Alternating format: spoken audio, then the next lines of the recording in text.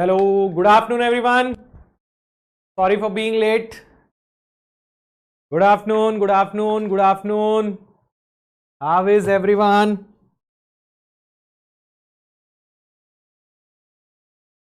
Good afternoon, welcome back. एक second यार, मेरा पेन नहीं मिल रहा है. Where did I keep it?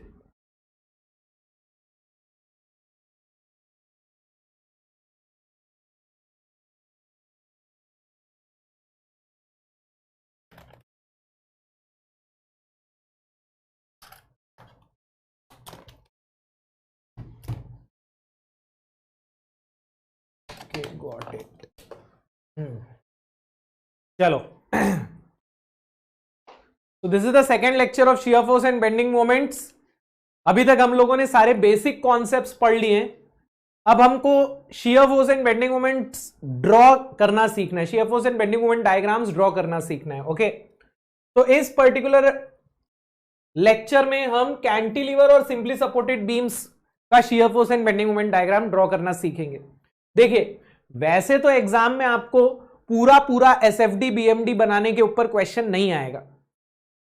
आपको क्वेश्चंस जो है ऑब्जेक्टिव टाइप आएंगे. जैसे आपको मान लीजिए एक लोडिंग डायग्राम दे दिया और 4 एसएफडी या बीएमडी दे दिया और आपको बोला कि इस लोडिंग डायग्राम में कौन सा एसएफडी या बीएमडी बनेगा. ठीक है, या फिर आपको एक बीम दे देगा और बोलेगा इसका मैक्सिमम बेंडिंग मोमेंट कहां पर आएगा या इसका मैक्सिमम बेंडिंग मोमेंट कितना होगा. इस तरीके के ऑब्जेक्टिव क्वेश्चंस आपको मिलेंगे. लेकिन अगर आप इन ऑब्जेक्टिव क्वेश्चंस को सॉल्व करना चाहते हो तो पहले आपको एसएफडी बीएमडी का बेसिक कॉन्सेप्ट क्लियर होना चाहिए. तो उसके लिए एसएफडी बीएमडी बनाने की प्रैक्टिस बहुत जरूरी है. जब आप ऐसे 10-12 शियर फोर्स और बेंडिंग मोमेंट डायग्राम्स बना लोगे ना, तब आपको आइडिया लगना चालू होगा कि किस केस में किस तरीके का डायग्राम बनता है, उससे कैलकुलेशन किस तरीके से करते हैं, क्या चीजें कैलकुलेट करनी होती है, कैसे कैलकुलेट करनी होती है. ठीक है, तो हम प्रैक्टिस में shear force and bending moment diagram पूरा पूरा ड्रॉ करना सीखेंगे. उसके बाद हम लोग ऑब्जेक्टिव क्वेश्चंस भी सॉल्व करेंगे. ठीक है, लेकिन उसके पहले एक इंपॉर्टेंट कॉन्सेप्ट जो लास्ट क्लास में रह गया था, that is point of contraflexure. अब पॉइंट ऑफ कॉन्ट्राफ्लेक्चर होता क्या है? पॉइंट ऑफ कॉन्ट्राफ्लेक्चर वो पॉइंट है जिस पॉइंट पे बेंडिंग मोमेंट का साइन चेंज होता है. बेंडिंग मोमेंट डायग्राम अगर किसी पॉइंट पे पॉजिटिव से नेगेटिव या नेगेटिव से पॉजिटिव हो रहा है, then that point is called point of contraflexure. For example, let's say ये एक बीम है,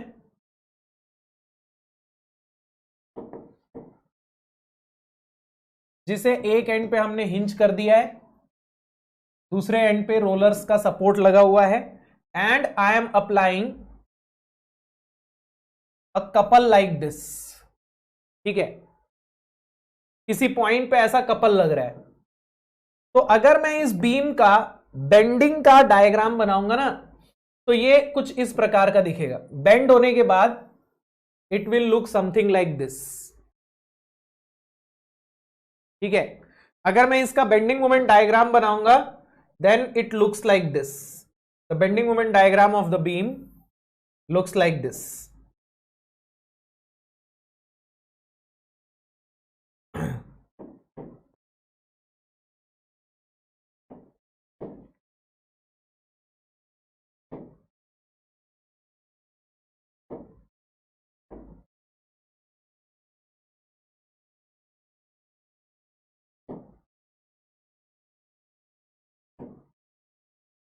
What is this? This is the bending moment diagram of the beam.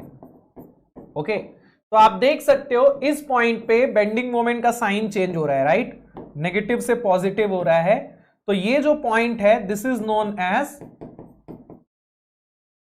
Point of contraflexure. अब point of contraflexure का significance क्या है? Why this point is important? क्योंकि इस point के एक तरफ बीम में सैगिंग हो रही है और दूसरी तरफ हॉगिंग हो रही है. आप देख सकते हो कि यहां नेगेटिव बेंडिंग मोमेंट मिल रहा है, इस पार्ट में हॉगिंग हो रही है. यहां पॉजिटिव बेंडिंग मोमेंट मिल रहा है, इस पार्ट में सैगिंग हो रही है. ओके, तो इसकी वजह से स्ट्रेसेस का नेचर इस पॉइंट पे चेंज हो रहा है ना. यहां से यहां तक जिस पॉइंट पे टेंसाइल स्ट्रेस आ रहा था, यहां से यहां तक उसी पॉइंट पे अब कंप्रेसिव स्ट्रेस आ रहा है. So this is the reason why this point is so significant. Okay, contraflexure इस वर्ड का मतलब ही होता है, कॉन्ट्रा का मतलब अपोजिट और फ्लेक्सर का मतलब होता है बेंडिंग. तो कॉन्ट्राफ्लेक्सर मतलब अपोजिट बेंडिंग. तो इस पॉइंट के दोनों तरफ बेंडिंग जो है वो अपोजिट है, एक तरफ सैगिंग है तो दूसरी तरफ हॉगिंग है. क्या ये पॉइंट सबको क्लियर है? What is point of contraflexure? It is the point at which the bending moment changes its sign. Okay, चलिए, तो आपको हो सकता है किसी क्वेश्चन में पॉइंट ऑफ कॉन्ट्राफ्लेक्सर निकालने के लिए भी बोल दे कि find where we will get the point of contraflexure. ठीक है, चलो, तो अब आते हैं shear force and bending moment diagrams draw करने के ऊपर. तो सबसे पहला सवाल कैंटिलीवर बीम का. Draw the shear forces and bending moment diagrams for the beam shown in figure. अब देखो, आपको है ना शियर फोर्स और बेंडिंग मोमेंट डायग्राम ड्रॉ करने की प्रैक्टिस कैसे करनी है. सबसे पहले तो एक बड़ी सी नोटबुक ले लो और उसके एकदम पेज के टॉप पे ये वाला डायग्राम बनाओ. मैं चाहता हूं आप इसी के नीचे शियर फोर्स डायग्राम बनाओ और उसी के नीचे बेंडिंग मोमेंट डायग्राम बनाओ, ताकि आप तीनों डायग्राम्स को रिलेट कर सको. Loading diagram, shear force diagram, bending moment diagram, आप तीनों को रिलेट कर सको. तो उसके लिए बहुत जरूरी है कि आपके पास अच्छी खासी जगह हो. टॉप पे एकदम ये वाला डायग्राम बनाओ, उसके नीचे एसएफडी, उसके नीचे बीएमडी. कैलकुलेशन आप बाजू वाले पेज पे कर लेना. ऐसा मत करना कि इसके नीचे एसएफडी बनाया फिर उसके नीचे कैलकुलेशन कर दिया, फिर जगह ही नहीं बची बीएमडी के लिए. तो आप एक तरफ डायग्राम बनाओ, दूसरी तरफ कैलकुलेशन कर लेना. ओके, चलो, तो जल्दी से ये वाला डायग्राम अपने बड़े से पेज के टॉप पे ड्रॉ कर लीजिए. उसके बाद we will start drawing the shear force and bending moment diagram. Okay, तो सबने ड्रॉ कर लिया है. अभी हम लोग सिर्फ पॉइंट लोड्स कंसीडर कर रहे हैं. ठीक है, इसके बाद फिर धीरे धीरे हम लोग अलग अलग टाइप के लोड जो है वो ऐड कर देंगे इसमें. अभी सिर्फ पॉइंट लोड मैंने लिए हुए हैं.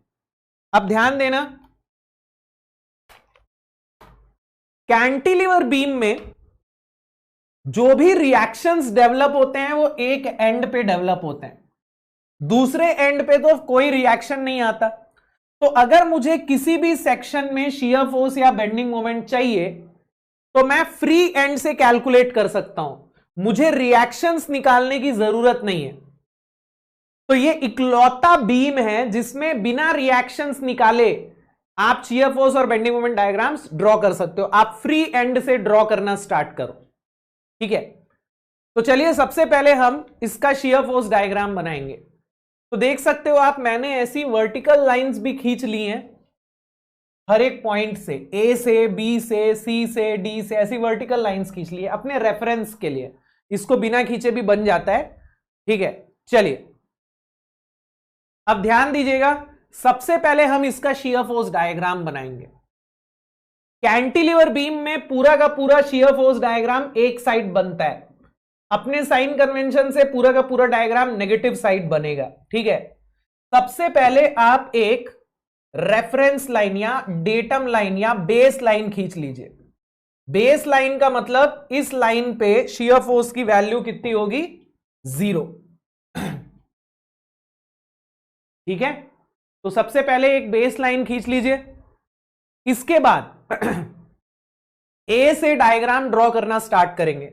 तो ए पॉइंट पे लेफ्ट से शियर फोर्स की वैल्यू 0 होगी, लेकिन ए पॉइंट पे एक पॉइंट फोर्स लग रहा है 2 किलो न्यूटन का. लेफ्ट से डाउनवर्ड फोर्स नेगेटिव होता है, तो ये सडनली चेंज होगा. कहां से कहां तक? 0 से -2 तक. तो हम इसको 0 से -2 तक नीचे ले आते हैं.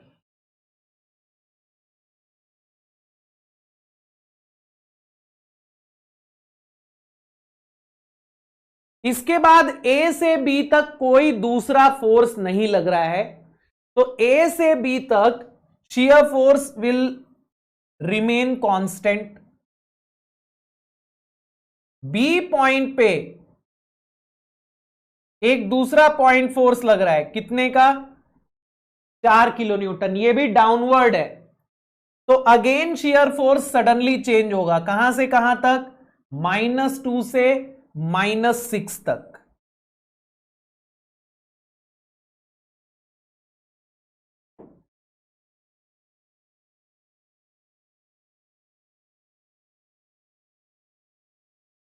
अब यहां एक चीज ध्यान देंगे, आपका डायग्राम ना थोड़ा सा टू द स्केल बनना चाहिए। टू द स्केल बोलने का मतलब, अगर ये 2 है और ये 6 है तो ऐसा दिखना चाहिए, ये नहीं होना चाहिए कि ना 2 और 6 लगभग एक बराबर है, मतलब ये 2 है और इतना ही 6 है, ऐसा नहीं होना चाहिए, है ना। लगभग इसका 3 गुना बनना चाहिए। तो -2 से -6 ये जा रहा है यहां तक। फिर B से C तक it will remain again constant, क्योंकि B से C के बीच में कोई लोड नहीं है। अब C पॉइंट पे एक डाउनवर्ड फोर्स लग रहा है, कितने का? 8 किलो न्यूटन का। तो -6 -8 ये -14 तक नीचे चला जाएगा।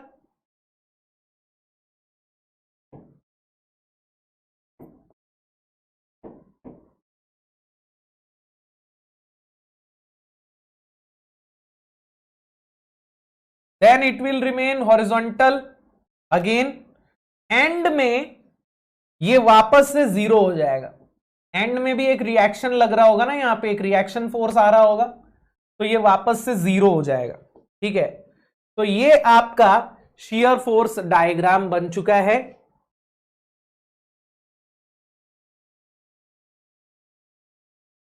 इसमें किसी को किसी तरीके की कोई शंका है, कोई डाउट है, कोई दिक्कत, कोई प्रॉब्लम? सबका बन रहा है ये डायग्राम। यहां आपको 4 सडन चेंजेस देखने को मिल रहे होंगे, ए पे, बी पे, सी पे और डी पे, क्योंकि चारों पॉइंट्स पे आपको कॉन्सेंट्रेटेड फोर्स मिल रहा है ना। डी पे कॉन्सेंट्रेटेड फोर्स क्यों मिल रहा है? रिएक्शन की वजह से मिल रहा है। चलिए, वेरी गुड, बहुत बढ़िया। अब आते हैं बेंडिंग मोमेंट डायग्राम पे। अब देखिए, बेंडिंग मोमेंट डायग्राम में ना पहले हम बेंडिंग मोमेंट्स कैलकुलेट कर लेते हैं। शियर फोर्स तो हम लोगों ने डायरेक्टली डायग्राम में बना लिया, लेकिन बेंडिंग मोमेंट हम लोगों को पहले कैलकुलेट कर लेना चाहिए। तुरंत तुरंत कैलकुलेशन नहीं हो पाता, यहां पे तो सिर्फ जोड़ना घटाना था, तो तुरंत तुरंत जोड़ लिया, घटा लिया, -2 -4 -8 ऐसे तुरंत तुरंत कर लिया, तो अपन डायरेक्ट डायग्राम में ही कैलकुलेशन कर लिए। लेकिन बेंडिंग मोमेंट में दिक्कत होती है, तो इसीलिए ना पहले से ही कैलकुलेशन करके रख लेते हैं। ओके, तो ए पे बेंडिंग मोमेंट की वैल्यू 0 होगी, क्योंकि ए के लेफ्ट में तो कोई मोमेंट ही नहीं है ना। बी पे बेंडिंग मोमेंट की वैल्यू कितनी होगी? लेफ्ट से अगर आप देखोगे तो बी पे बेंडिंग मोमेंट की वैल्यू कितनी होगी? कितनी होगी? -2 × 1। बी के लेफ्ट में एक ही फोर्स है ना। फिर सी पे बेंडिंग मोमेंट की वैल्यू कितनी होगी? सी के लेफ्ट में 2 फोर्सेस हैं, 2 और 4, तो दोनों का मोमेंट आएगा -2 × 2 -4 × 1।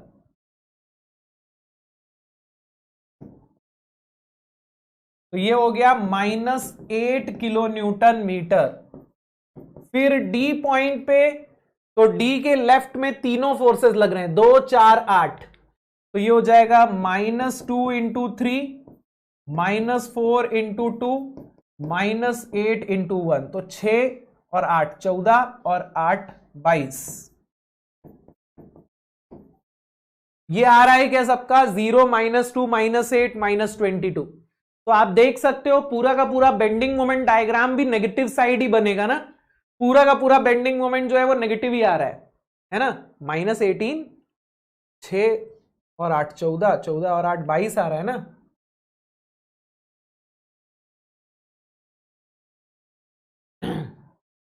चलो, तो अब बेंडिंग मोमेंट डायग्राम बनाते हैं। तो सबसे पहले एक बेस लाइन खींच दी मैंने, 0 0 वाली लाइन।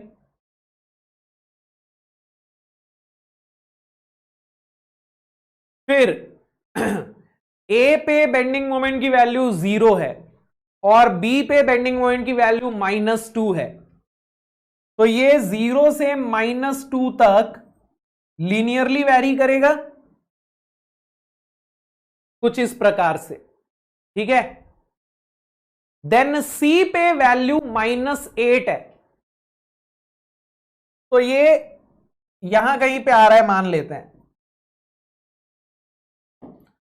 अब बी से सी तक भी ये लीनियरली ही वेरी करेगा, लेकिन एक चीज का ध्यान रखेंगे, ए से लेके बी तक भी स्ट्रेट लाइन बन रहा है और बी से लेके सी तक भी स्ट्रेट लाइन ही बन रहा है, लेकिन इन दोनों स्ट्रेट लाइंस का स्लोप अलग अलग होना चाहिए। आप एक ही स्ट्रेट लाइन को ऐसे आगे मत मिला देना, ठीक है। इन दोनों का स्लोप अलग होगा। क्यों अलग होगा? क्योंकि भैया ए से लेके बी तक जो स्लोप होगा बेंडिंग मोमेंट डायग्राम का वो शियर फोर्स के बराबर होगा। ए से बी तक शियर फोर्स की वैल्यू अलग आ रही थी, बी से सी तक शियर फोर्स की वैल्यू अलग आ रही थी। ए से बी में शियर फोर्स है कितना? ए से बी में शियर फोर्स है -2, बी से सी में शियर फोर्स है -6, तो बी से सी तक का शियर फोर्स ज्यादा है, तो बी से सी तक की लाइन का स्लोप भी ज्यादा होगा। क्या ये पॉइंट सबको क्लियर हो रहा है? ए से बी तक, बी से सी तक स्ट्रेट लाइन ही बन रही है, लेकिन दोनों का स्लोप अलग होना चाहिए। बी से सी वाली जो स्ट्रेट लाइन है उसका स्लोप ज्यादा होना चाहिए, ठीक है। चलिए फिर डी पॉइंट पे बेंडिंग मोमेंट -22 है और सी से डी तक भी स्ट्रेट लाइन ही बनेगा, लेकिन इसका स्लोप अगेन ज्यादा आएगा, है ना। और फिर एंड में इट विल बिकम 0, एंड में इट विल बिकम 0। एंड में एक सडन चेंज आ रहा होगा। कैंटिलीवर बीम में एंड में हमेशा सडन चेंज आएगा, क्योंकि यहां आपको हमेशा एंड में एक कपल देखने को मिलेगा, है ना। Yes, so this is the bending moment diagram.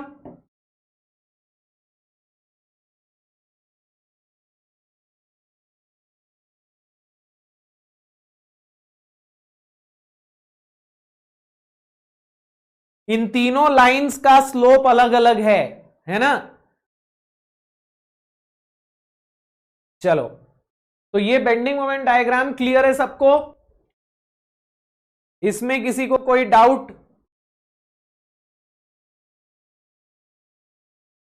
Clear है सबको? चलो तो आगे चलें।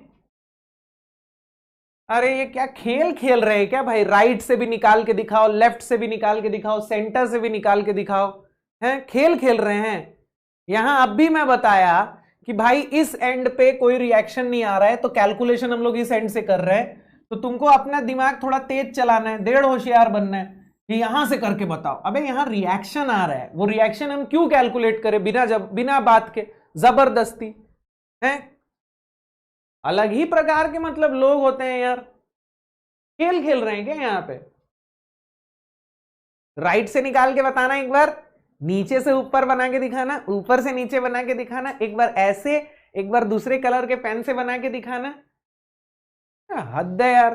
तो तुमने किया है भाई, क्योंकि मेरे को पता है तुमको, मेरे को तुम्हारे नाम से ही समझ में आ रहा है तुम डेढ़ होशियार हो, ठीक है। तो तुम करो, कोई दिक्कत नहीं है। जब बताने के बाद भी किसी को सुधरना नहीं है तो हम क्या ही कर सकते हैं ना। जब मैं बोल रहा हूं ऑलरेडी इस एंड पे कोई रिएक्शन नहीं है, तो यहां से कैलकुलेशन करो, यहां से डायग्राम बनाओ। तो भैया ने यहां पहले रिएक्शन कैलकुलेट किया जबरदस्ती, और फिर यहां से डायग्राम बनाया, क्योंकि भैया एकदम दुनिया के विपरीत चलना चाह रहे हैं। चलो, draw the shear forces and bending moment diagram for the beam shown in figure. जल्दी से इस बीम का shear force and bending moment diagram बनाते हैं, तो जल्दी से इसको ड्रॉ कर लीजिए पेज के एकदम टॉप पे। ओके, इतना खूबसूरत डायग्राम तो आप नहीं बना पाएंगे, बट कोशिश कीजिए कि थोड़ा साफ सुथरा बनाएं। अरे जाहिर सी बात है भाई, ये मैंने टूल्स यूज करके सॉफ्टवेयर पे बनाया है, तो जाहिर सी बात है ये तो थोड़ा अच्छा ही बनेगा ना। आप पेन पेंसिल यूज करके बनाइए, अच्छे से थोड़ा नीट एंड क्लीन डायग्राम बनाइए, बड़ा बड़ा डायग्राम बनाइए, सारी चीजों को बाकायदा मेंशन कीजिए, ताकि आपको ना रिवीजन के टाइम पे सब कुछ दिखे, डायग्राम देख के ही सब समझ में आ जाए, ठीक है। जितना आप अपने नोट्स को साफ सुथरा रखेंगे और क्लियर रखेंगे, आपको आगे रिवीजन वगैरह के टाइम पे उतना फायदा होगा। जितना घचड़ पचड़ करके बनाओगे रिवीजन में उतना फंसोगे। ठीक है, तो अभी के बारे में सोच के मत बनाओ कि कल मेरे को यह चीज समझ में आएगी कि नहीं। आप ये सोच के बनाओ कि आज से 6 महीने बाद खोलूंगा तो यह चीज समझ में आनी चाहिए एक बारी में देखते ही। यस, चलिए, तो अब सबसे पहले शियर फोर्स डायग्राम बनाएंगे। तो हम इसका पहले बेस लाइन बना देते हैं। तो ये बन गया इसका बेस लाइन।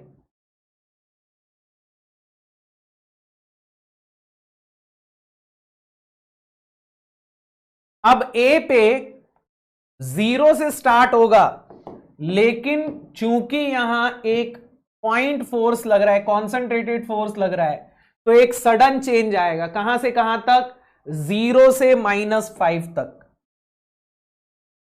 ठीक है,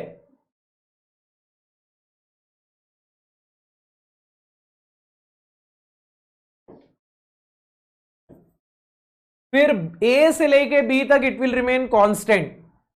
ए से लेके बी तक इट विल रिमेन कांस्टेंट। तो ए से लेके बी तक ऐसी हॉरिजॉन्टल लाइन मिलेगी।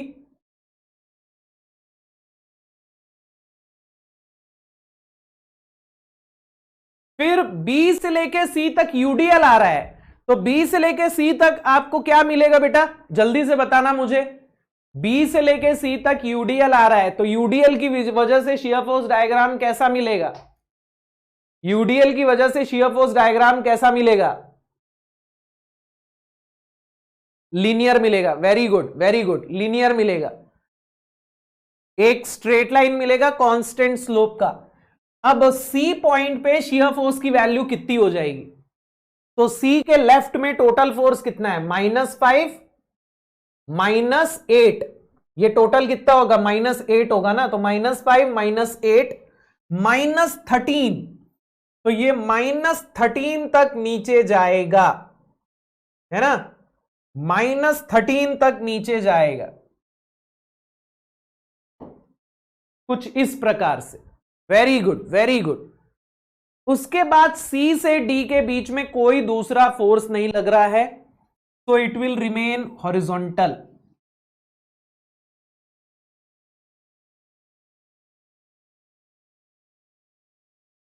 फिर सी से डी पॉइंट पे एक सडन चेंज आएगा and it will become 0। So this is the shear force diagram.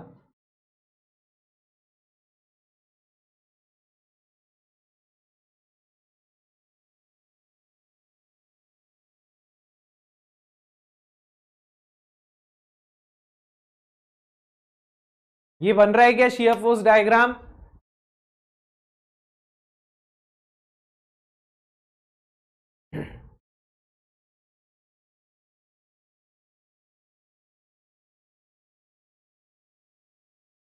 चलो, बहुत बढ़िया, बेहतरीन।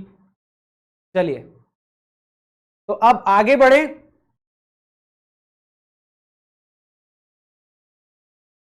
अब बेंडिंग मोमेंट डायग्राम बनाने के लिए पहले बेंडिंग मोमेंट की वैल्यूज निकाल लेते हैं, है ना? ए पॉइंट पे बेंडिंग मोमेंट की वैल्यू आएगी 0।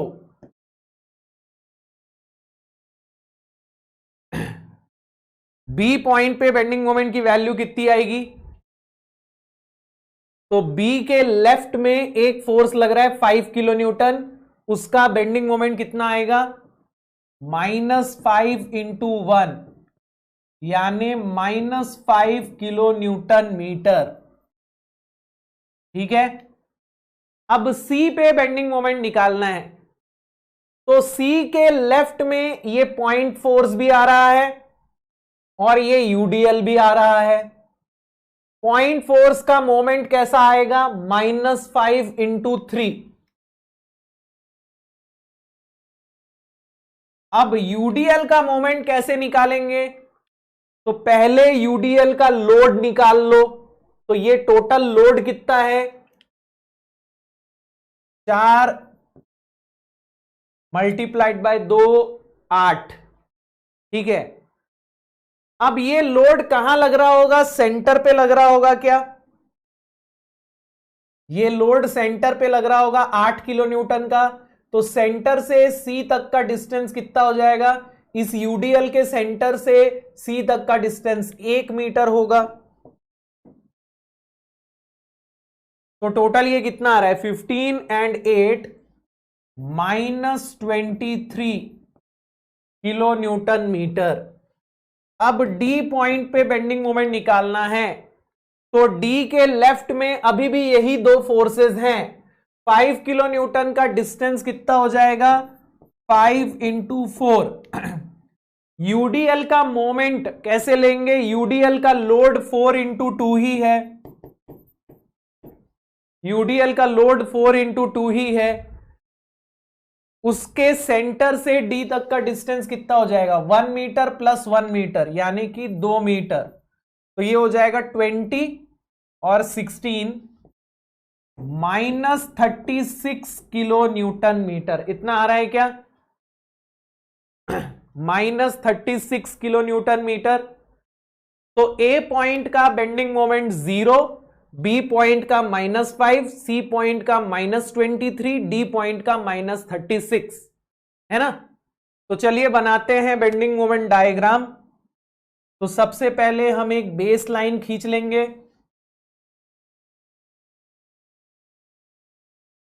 Zero zero.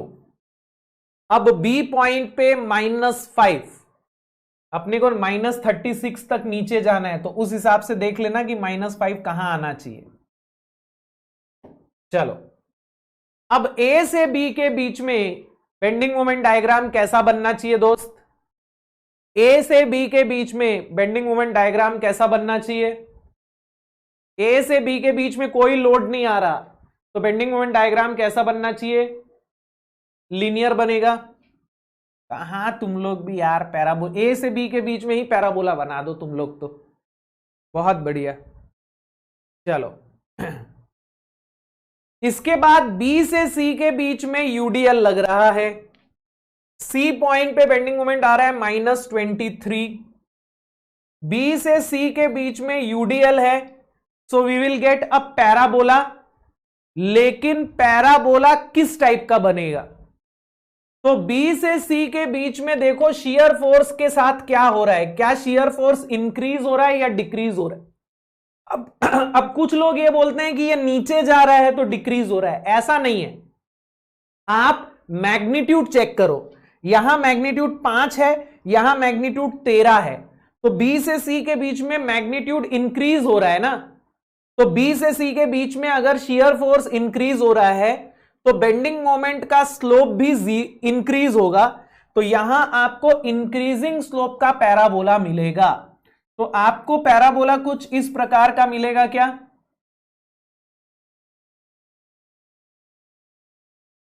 आपको पैराबोला कुछ इस प्रकार का मिलेगा क्या? है ना? कुछ इस प्रकार का पैराबोला मिल रहा है। यस। फिर सी से डी तक कोई लोड नहीं लग रहा है। डी पॉइंट पे -36 आएगा और सी से डी तक you will get a straight line, और एंड में it will become 0। Sudden change आएगा कपल की वजह से एंड इट विल बिकम 0। तो this is the bending moment diagram. बन रहा है ऐसा सबका?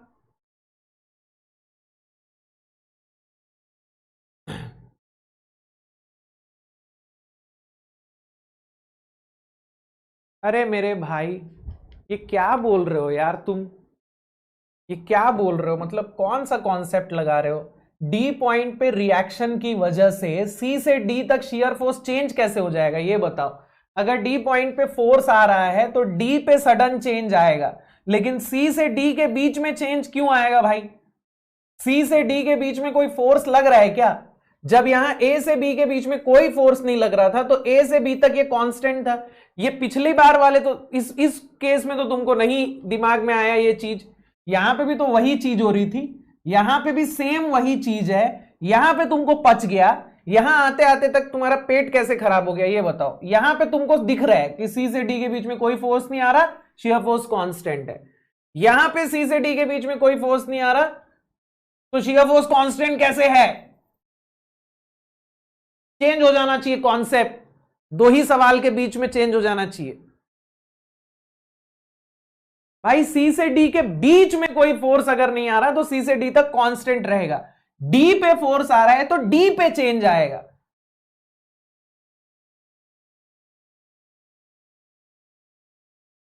थोड़ा होश में आके करो यार पढ़ाई, थोड़ा होश में आके करो, ठीक है? ये नहीं बेहोशी के आलम में पढ़े चले जा रहे हैं, ठीक है? थोड़ा मुंह पे छींटे वीटे मारो, थोड़ा होश में आओ, उसके बाद पढ़ाई करो।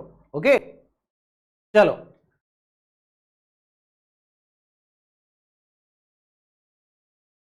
तो this is the bending moment diagram.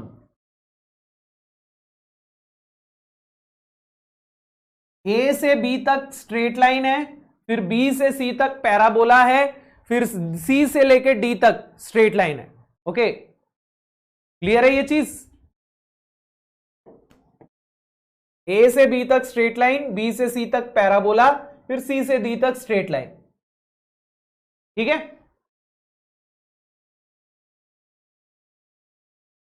Sanjay तुमको ब्लॉक होने का मन कर रहा है क्या? मेरे को ऐसा लग रहा है, तभी थोड़ा देर होशियार बन रहे हो।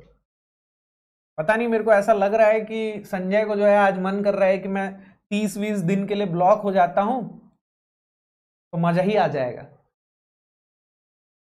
चलो तो आगे बढ़ते हैं। अब आते हैं थोड़े और कॉम्प्लिकेशंस में। इस बार एक कपल भी लगा दिया है और एक यूवीएल भी लगा दिया है, ठीक है? एक कपल भी लग रहा है और एक यूवीएल भी लग रहा है। तो जल्दी से इसको ड्रॉ करो, फिर चलते हैं इसके शियर फोर्स और बेंडिंग मोमेंट डायग्राम पे।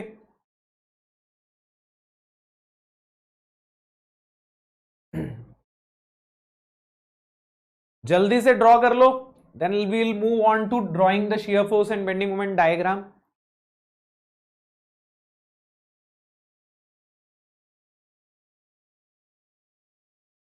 कर लिया ड्रॉ? थोड़ा खूबसूरत डायग्राम बना के चलेंगे सब लोग, है ना? और आपके डायग्राम में ना दिखना चाहिए भाई, देखो ये डिस्टेंस 2 मीटर का, ये 1 मीटर का, ये 3 मीटर का दिखना चाहिए। आप इस तरीके से डायग्राम बनाएंगे ना तभी आप रिलेट कर पाएंगे कि अच्छा यहां स्लोप ऐसा जा रहा है, अच्छा ये ऐसा हो रहा है, अच्छा यहां ये चेंज आ रहा है। आप उल्टा सीधा डायग्राम बनाएंगे कि इतनी सी लाइन को 2 मीटर बोल दिया, फिर इसको 1 मीटर बोल दिया। मैंने देखा है कुछ लोग इसी तरीके से अपंग होकर डायग्राम बनाते हैं। इतनी लाइन को बोलेंगे 2 मीटर, फिर इतनी बड़ी लाइन को खींच के बोलेंगे 1 मीटर, फिर इतनी सी लाइन को खींच के बोलेंगे ये मेरा 3 मीटर है। तो ऐसा अपंग होकर डायग्राम नहीं बनाना है। ओके थोड़ा सा ध्यान देंगे, थोड़ा सा, मैं ये नहीं बोल रहा हूं कि एकदम स्केल रख के नापो, लेकिन मैं बस बोल रहा हूं कि थोड़ा सा अंदाजे से बनाओ कि अगर ये 1 मीटर है तो ये उसका लगभग 2 गुना दिखना चाहिए, ये लगभग 3 गुना दिखना चाहिए। एग्जैक्टली नहीं, बट थोड़ा सा तो दिखना चाहिए ताकि आपको डायग्राम में थोड़ा क्लैरिटी मिले, ठीक है? चलिए तो अब सबसे पहले इसका शियर फोर्स डायग्राम बनाएंगे। तो ये बन गया हमारा बेस लाइन,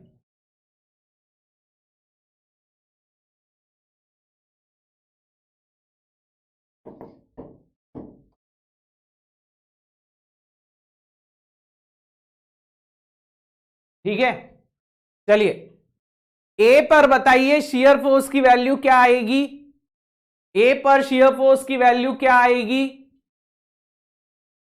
ए पॉइंट पे, वेरी गुड यार, शियर फोर्स की वैल्यू रहेगी 0। यहां कपल लग रहा है, कोई पॉइंट फोर्स नहीं है, तो अगर कपल लग रहा है तो उससे शियर फोर्स डायग्राम में कोई चेंज नहीं आएगा। कपल की वजह से शियर फोर्स डायग्राम में कुछ भी चेंज नहीं आएगा। तो आपको यहां ए से बी तक शियर फोर्स कितना मिलेगा दोस्त? ए से बी तक शियर फोर्स कितना मिलेगा? वेरी गुड यार, वेरी गुड, बहुत बढ़िया, 0 मिलेगा। आपको यहां किसी भी सेक्शन में, ए से बी के बीच में किसी भी सेक्शन में लेफ्ट से शियर फोर्स 0 मिलेगा, क्योंकि ये तो कपल है, ये एक मोमेंट है, इसका फोर्स से कोई लेना देना नहीं है। ओके तो ए से बी तक shear force will remain constant. अब बी पे आके अचानक से शियर फोर्स चेंज हो जाएगा। क्यों? क्योंकि अब आने लग गया ना पॉइंट फोर्स 5 किलो न्यूटन का, डाउनवर्ड है तो नेगेटिव ले लेंगे। वेरी गुड यार, वेरी गुड। तो ये डाउनवर्ड जाएगा कितना, -5 तक, है ना, -5 तक। सो दिस इज -5। फिर B से लेके C तक, B से लेके C तक it will remain horizontal. B से C के बीच में कोई फोर्स नहीं आ रहा है ना, तो इट विल रिमेन हॉरिजॉन्टल।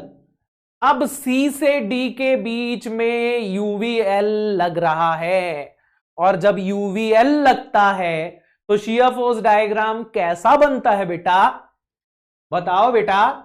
अगर UVL लगेगा तो शियर फोर्स डायग्राम कैसा बनेगा, अरे कैसा बनेगा, very good very good, parabolic बनेगा, पैराबोलिक बनेगा, यस। और पैराबोला कौन सा, इंक्रीजिंग स्लोप की डिक्रीजिंग स्लोप, जल्दी बताओ, जल्दी बताओ। तो C से D तक लोड इंटेंसिटी क्या हो रही है, इंक्रीज हो रही है, तो C से D तक स्लोप भी पैराबोला का क्या होना चाहिए, इंक्रीजिंग होना चाहिए। तो जल्दी से बना लो यार, इंक्रीजिंग स्लोप का पैराबोला बनाओ।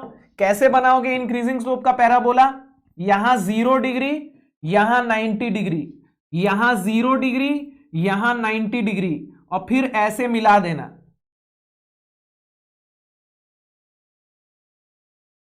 चलो बहुत सही, बहुत सही, बना लो यार, बना लो, बना लो, फटाफट बना लो। तो -5 और -35, तो ये कुछ ऐसा बनना चाहिए। उसके बाद लास्ट में जाके इसका मिलन हो जाएगा 0 से, है ना, तो ये -35।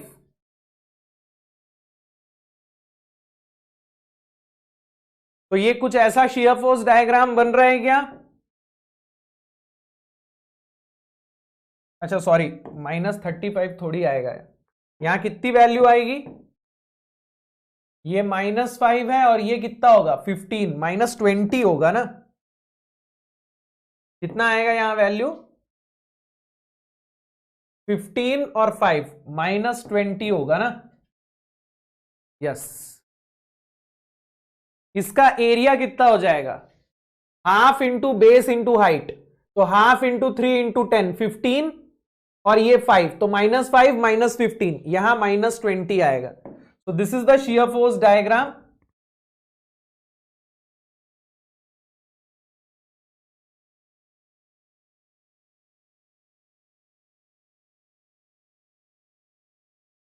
ऐसा बन रहा है सबका,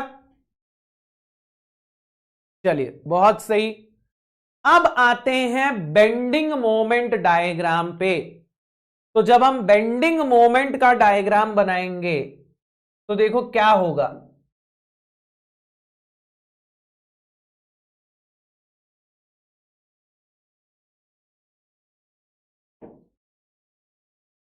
ए पॉइंट पे बेंडिंग मोमेंट जो है वो सडनली चेंज हो जाएगा ना, ए पॉइंट पे बेंडिंग मोमेंट कपल की वजह से सडनली चेंज हो जाएगा।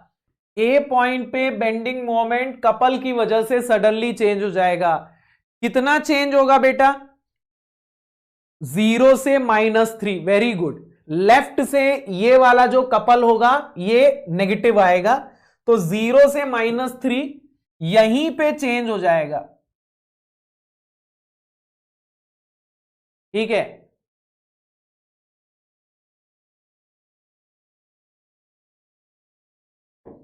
This is -3। उसके बाद ए से बी तक बेंडिंग मोमेंट की वैल्यू क्या होगी, ए से बी तक शियर फोर्स 0 है, और अगर शियर फोर्स 0 रहेगा तो बेंडिंग मोमेंट डायग्राम का स्लोप भी 0 रहेगा, तो यहां ये कांस्टेंट रहेगा।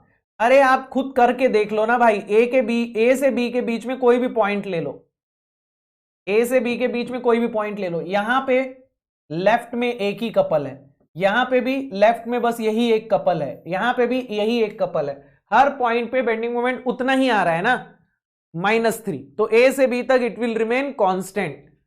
फिर सी पॉइंट, बी से सी तक स्ट्रेट लाइन जाएगा क्या, ये पॉइंट लोड है, तो बी से सी तक स्ट्रेट लाइन जाएगा, सी पॉइंट पे कितना रहेगा वैल्यू?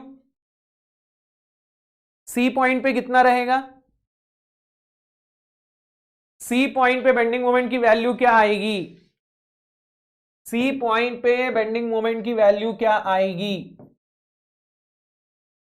तो यहां देख सकते हो सी के लेफ्ट में एक तो ये कपल है -3 और लोड है -5 इंटू 1, तो -8 किलो न्यूटन मीटर है ना, -8 किलो न्यूटन मीटर। तो ये कुछ ऐसा आएगा -8। Very good. सी के लेफ्ट में एक तो कपल लग रहा है -3 का और लोड का मोमेंट आ जाएगा -5 इंटू 1, तो -8। अब डी पॉइंट पे निकाल लेते हैं। तो डी पॉइंट के लेफ्ट में देखो कपल भी लग रहा है, पॉइंट लोड भी लग रहा है, यूवीएल भी लग रहा है। कपल का मोमेंट तो वैसे का वैसा आ जाएगा -3।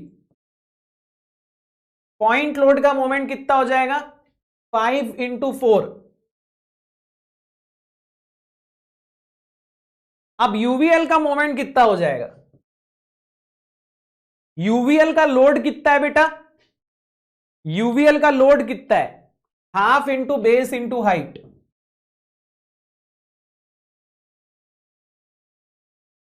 ठीक है, तो ये हो गया यूवीएल का लोड। और उसके सेंट्रॉइड से डी तक का डिस्टेंस कितना होगा? इसका सेंट्रॉइड यहां कहीं पे आएगा, डी से उसका डिस्टेंस कितना हो जाएगा दोस्त? डी से उसका डिस्टेंस कितना हो जाएगा? What will B this distance? L/3, यानी 3/3 ना, 1 मीटर होगा। 1 मीटर हो जाएगा ना, L/2 नहीं होगा बेटा, L/3 होगा। लेफ्ट से 2L/3 और राइट से L/3 होगा ना बेटा, लेफ्ट से 2L/3 और राइट से L/3। वेरी गुड, तो ये 3/3 हो जाएगा। तो टोटल कितना आ रहा है? ये 15, ये 20, 35 और 30, 38, -38 किलो न्यूटन मीटर। तो भैया यहां -38, सीधे 8 से -38, बहुत बड़ी छलांग है बेटा। अब यहां सी से डी तक आपको क्या मिलना चाहिए? एक क्यूबिक पैराबोला मिलना चाहिए। और उसका स्लोप कैसा होना चाहिए? सी से डी तक शियर फोर्स क्या हो रहा है? इंक्रीज हो रहा है ना। सी से डी तक शियर फोर्स इंक्रीज हो रहा है, देखो 5 से लेके 20, सी से लेके डी तक शियर फोर्स इंक्रीज हो रहा है 5 से लेके 20। तो बेटा यहां स्लोप इंक्रीजिंग होगा, तो इंक्रीजिंग स्लोप का एक क्यूबिक पैराबोला बना दो ऐसा। फिर एंड में एक झटका लगेगा और 0 हो जाएगा। लग गया झटका जोर का?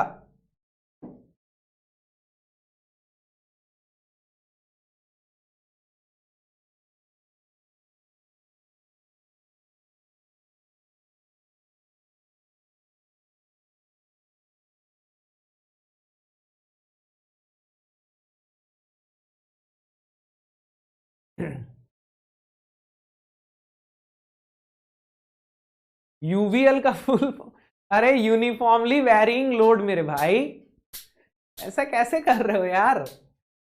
मजाक तो नहीं कर रहे हो? यूनिफॉर्मली वेरिंग लोड यार, आप भी तो पढ़े थे पिछली क्लास में, भूल गए इतनी जल्दी? तुम बेटा पक्का कुछ ना कुछ ले लियो, जल्दी बताओ, सच सच बताओ हम लोगों को, क्या लिए हो सुबह सुबह?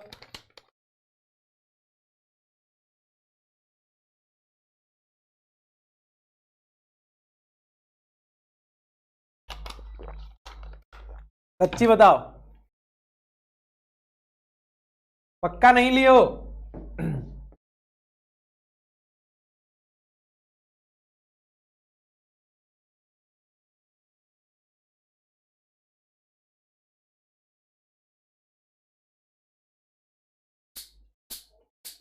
चलो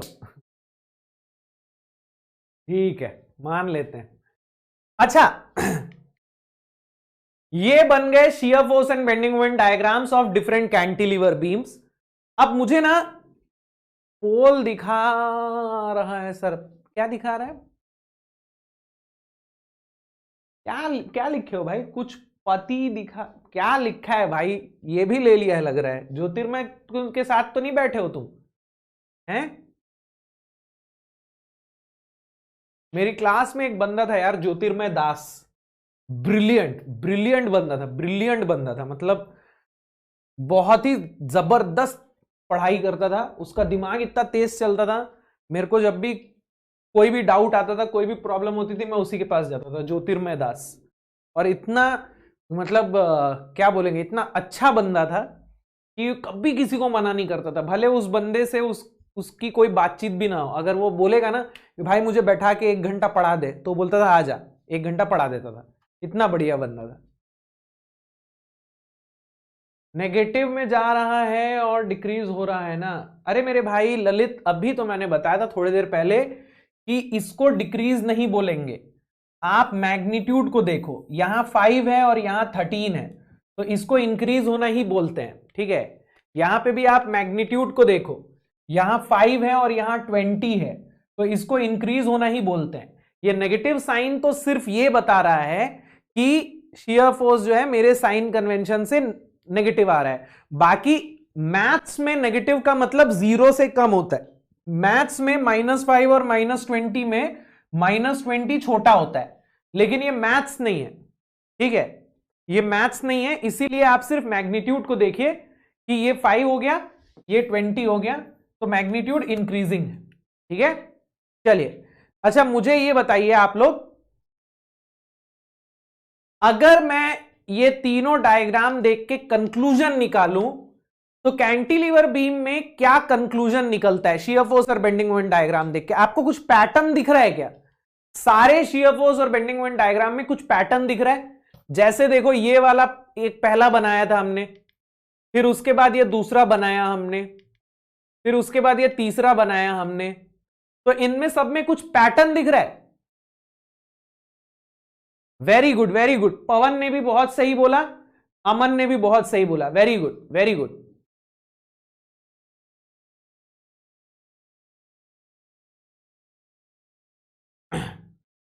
क्या पैटर्न दिख रहा है? Yes yes yes yes yes, very good, very good, very good. ये एकदम सही बात बोली, पृथ्वीराज ने एकदम सही बात बोली, जो आप सब लोग मिस कर रहे थे।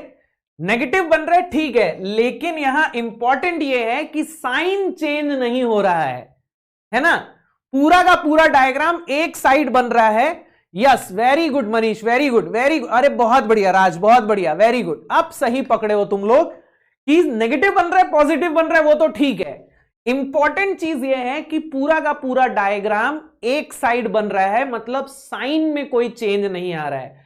अब इसको थोड़ा सा डिकोड करने की कोशिश करते कि ऐसा क्यों हो रहा है। अगर हमने यहां डिकोड कर लिया कि यहां साइन क्यों चेंज नहीं हो रहा, तो हमें यह पता चल जाएगा कि कहां साइन चेंज हो सकता है ना? तो कोई डिकोड करके मुझे यह बताओ कि शियर फोर्स का साइन चेंज क्यों नहीं हो रहा है। बेंडिंग मोमेंट तो चलो ठीक है, बात की बात है, पहले मुझे यह बताओ शियर फोर्स का साइन क्यों चेंज नहीं हो रहा। ये शियर फोर्स पूरा एक साइड क्यों बन रहा है? कोई बता सकता है? शियर फोर्स का साइन क्यों नहीं चेंज हो रहा? पूरा का पूरा शियर फोर्स डायग्राम एक साइड क्यों बन रहा है?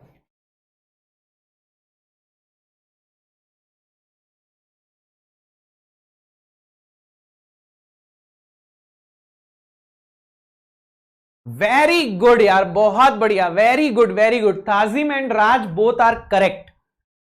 देखिए, इस एंड से इस एंड तक बीच में फोर्स का डायरेक्शन चेंज नहीं हो रहा है। Very good Sarkar, very good, very good, very good Rajendra, very good हर्ष।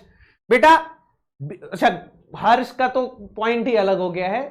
Yes, very good Sanjay, very good, very good, very good Imran, बहुत बढ़िया। देखो, बीच में फोर्सेस का डायरेक्शन चेंज नहीं हो रहा ना। यहां से जब हमने डायग्राम बनाना चालू किया तो फोर्सेस नीचे जा रहे हैं, तो सारे फोर्सेस नीचे ही जा रहे हैं। बीच में कहीं फोर्स का डायरेक्शन चेंज नहीं हो रहा है। एक एंड से दूसरे एंड तक फोर्सेस सारे एक ही साइड जा रहे हैं, तो शियर फोर्स भी एक ही साइड जाएगा। तो शियर फोर्स का साइन कहीं पे भी चेंज नहीं हो रहा है। क्लियर है ये चीज? Very good, very good, very good, very good.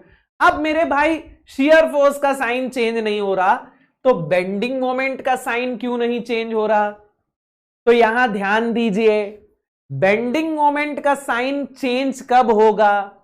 अगर बेंडिंग मोमेंट का साइन चेंज करना है, मतलब बेंडिंग मोमेंट एक साइड जाते जाते फिर दूसरी साइड आना चाहिए, फिर वापस ऐसा जाना चाहिए। मैं आपको ना थोड़ा सा करके बताता हूं, ठीक है? थोड़ा सा बेंडिंग मोमेंट का साइन कब चेंज होगा, मैं इसका एक एग्जांपल देना चाह रहा हूं आपको, ठीक है ना? तो साइन चेंज होने के लिए यह चीज होनी जरूरी है। बेंडिंग मोमेंट का अगर आपको साइन चेंज करना है, तो जैसे बेंडिंग मोमेंट ऐसा जाता जा रहा है, जाता जा रहा है, जाता है, और फिर नीचे आ गया, साइन चेंज होगा क्या? साइन चेंज होगा क्या? बेंडिंग मोमेंट ऊपर जा रहा है, जा रहा है, जा रहा है, जा रहा है, फिर नीचे आ गया, साइन चेंज होगा। ऐसा कब होगा? ऐसा कब होगा? बेंडिंग मोमेंट ऊपर जा रहा है, फिर वापस नीचे आ रहा है, ऐसा कब होगा? यह बताओ मुझे।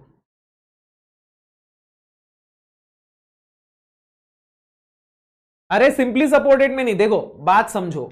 अभी कैंटिलीवर में ना बेंडिंग मोमेंट सिर्फ एक ही साइड जाता जा रहा है, जैसे नेगेटिव साइड जा रहा है तो नेगेटिव साइड जाता जा रहा है, क्योंकि शियर फोर्स जो है वो एक ही साइड है, मतलब शियर फोर्स का साइन एक ही है, तो बेंडिंग मोमेंट का स्लोप का साइन भी एक ही है।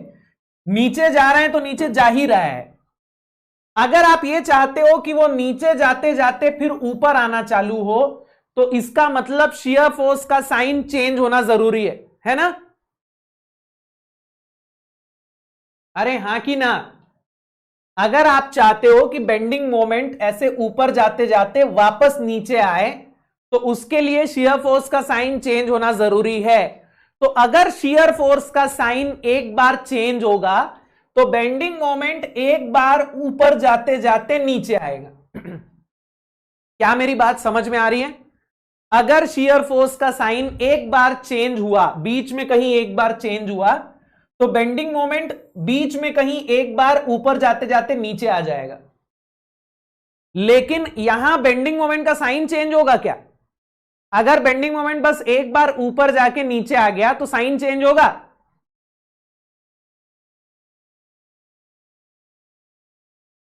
नहीं। बेंडिंग मोमेंट का साइन कब चेंज होगा?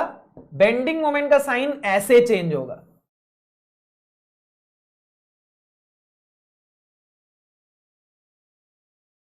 अब यहां देखो क्या हो रहा है, कोई डिकोड कर सकता है? यहां क्या हो रहा है? बेंडिंग मोमेंट का साइन कैसे चेंज हो रहा है? पहले बेंडिंग मोमेंट ऊपर गया, फिर नीचे आया, फिर ऊपर गया, मतलब शियर फोर्स का साइन कितने बार चेंज हुआ? शियर फोर्स का साइन कितने बार चेंज हुआ? शियर फोर्स का साइन कितने बार चेंज हुआ? 2 बार। 2 बार। तो शियर फोर्स का साइन कम से कम 2 बार चेंज होना चाहिए। देखो bending moment positive, negative, positive, मतलब शियर फोर्स का साइन 2 बार चेंज हो रहा होगा ना, तभी तो स्लोप पॉजिटिव, फिर नेगेटिव, फिर पॉजिटिव, 3 बार स्लोप चेंज हो रहा है। तो बेटा अगर शियर फोर्स का साइन 2 बार चेंज होगा, तब जाके बेंडिंग मोमेंट का साइन कितने बार चेंज होगा? अगर शियर फोर्स का साइन 2 बार चेंज होगा, तब जाके बेंडिंग मोमेंट का साइन कितने बार चेंज होगा? 1 बार चेंज होगा। अच्छा एक और बढ़िया चीज दिखाता हूं, एक और बढ़िया चीज दिखाता हूं, ठीक है?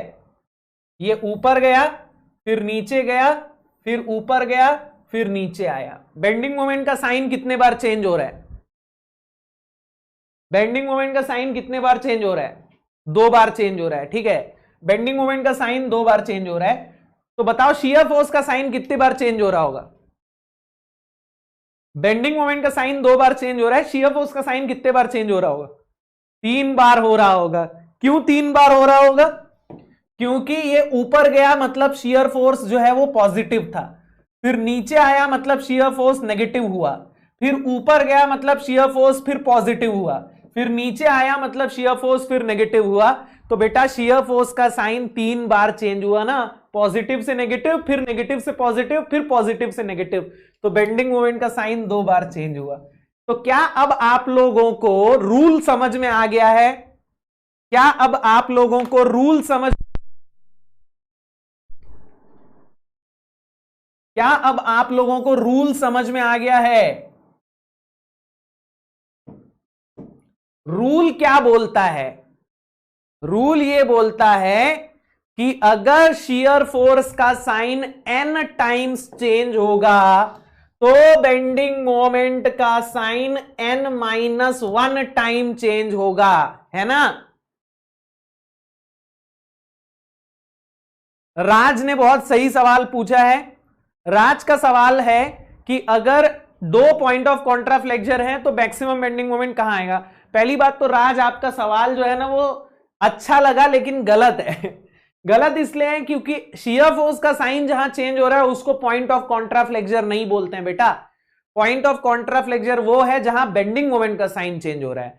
आप ये पूछना चाह रहे हो कि अगर शियर फोर्स का साइन 2 बार चेंज हो रहा है तो दोनों में से बेंडिंग मोमेंट मैक्सिमम कहां मिलेगा, तो वो आपको कैलकुलेट करके देखना पड़ेगा। अगर शियर फोर्स का साइन एक ही बार चेंज हो रहा है तो वहीं बेंडिंग मोमेंट मैक्सिमम मिलेगा। अगर शियर फोर्स का साइन 2 बार चेंज हो रहा है तो आपको दोनों जगह बेंडिंग मोमेंट कैलकुलेट करके देखना पड़ेगा कि दोनों में से मैक्सिमम कहां है। आपको 2 लोकल मैक्सिमा मिल रहे हैं। लोकल मैक्सिमा पता है ना क्या होता है? लोकल मैक्सिमा पता है ना? मतलब ये ऊपर गया फिर नीचे आया, फिर एक बार और ऊपर गया फिर नीचे आया। ये भी एक मैक्सिमा है, ये भी एक मैक्सिमा है। ये अपने लोकल में मैक्सिमा है, ये अपने लोकल, ये अपने इलाके का मैक्सिमा है, ये अपने इलाके का मैक्सिमा है। तो दोनों लोकल मैक्सिमा में से आप निकाल लो कि बड़ा मैक्सिमा कौन है। तो समझ रहे हो राज? बहुत अच्छा था, बहुत जेन्युइन था कि अगर शियर फोर्स का साइन 2 बार चेंज हो जाए तो बेंडिंग मोमेंट मैक्सिमम कहां मिलेगा, क्योंकि बेंडिंग मोमेंट मैक्सिमम वहां मिलता है जहां शियर फोर्स का साइन चेंज होता है, और यहां तो 2 बार चेंज हो रहा है। तो बेंडिंग मोमेंट दोनों जगह निकाल के चेक करोगे। ऐसा सवाल आगे बनाएंगे हम लोग। आपको मैं सारे केसेस दिखाऊंगा, सारे केसेस दिखाऊंगा, आप टेंशन मत लीजिए, ठीक है?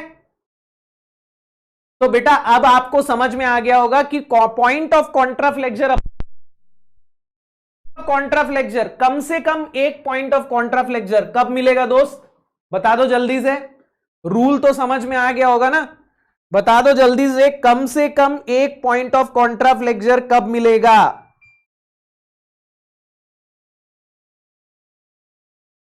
कम से कम एक पॉइंट ऑफ कॉन्ट्राफ्लेक्चर कब मिलेगा अपने को? उसके लिए क्या क्राइटेरिया होगा? शियर फोर्स का साइन कम से कम 2 बार चेंज हो जाना चाहिए। वेरी गुड संजय, कम से कम शियर फोर्स का साइन 2 बार चेंज होना चाहिए, तब जाके बेंडिंग मोमेंट का साइन 1 बार चेंज होगा। यस, चलो चलो चलो, वेरी गुड। लेकिन ना मैं ये सब कुछ लिखा नहीं रहा हूं। आप में से कुछ लोग सोच रहे होंगे कि सर आप मुंह से इतना कुछ बता दिए हो, कुछ लिख तो दो। ये मैं इसीलिए नहीं लिख रहा हूं क्योंकि ये सारे हार्ड एंड फास्ट रूल्स नहीं हैं, इनके एक्सेप्शंस हैं। तो मैं नहीं चाहता कि आप लोग रट्टा मारो, क्योंकि प्रॉब्लम यह है कि अगर हमने इनको रूल्स की तरह रट लिया और एग्जाम में कोई ऐसा सवाल आया जहां ये रूल एप्लीकेबल नहीं हो रहा है, एक्सेप्शन है, तो वहां आपसे गलती हो जाएगी। तो मैं नहीं चाहता कि आप लोग ऐसा रट्टा मारो और उसको गलत करके आओ। मैं चाहता हूं कि आप लोग जो प्रॉब्लम्स है उनको देख के खुद ही डिसाइड करो कि यहां डायग्राम कैसा बनेगा। कंफ्यूजन हो रहा है तो डायग्राम बना लो, लेकिन ऐसा कोई रूल मत बनाओ, ऐसा रट्टा मत मारो कि शियर फोर्स का साइन 2 बार चेंज होता है तो बेंडिंग मोमेंट 1 बार चेंज होता है, शियर फोर्स का साइन 2 बार चेंज होता है बेंडिंग मोमेंट का साइन 1 बार चेंज होता है। अपने भाई को पकड़ के बोले शियर फोर्स का साइन 2 बार चेंज होता है बेंडिंग मोमेंट का 1 बार, क्या हो गया भैया, क्या हो गया, शियर फोर्स का साइन 2 बार चेंज होता है। ये रट्टा मत मारो, ऐसा रट्टोगे एग्जाम में हो सकता है ऐसा कोई सवाल आ जाए जहां ये रूल लग ही नहीं रहा है और फिर आप उस रूल को वहां लगा के आ जाओ। तो इसलिए मैं चाहता हूं कि आप खुद से बनाना देखना, क्योंकि इस ये जो मैं कॉन्सेप्ट बता रहा हूं ना, इसके आपको एक्सेप्शंस भी देखने को मिलेंगे, ठीक है? इसके एक्सेप्शंस भी देखने को मिलेंगे। जैसे मैं एक एग्जांपल दूं आपको एक्सेप्शन का, अभी मैं खुद ही आपको एक्सेप्शन दे देता हूं, ठीक है?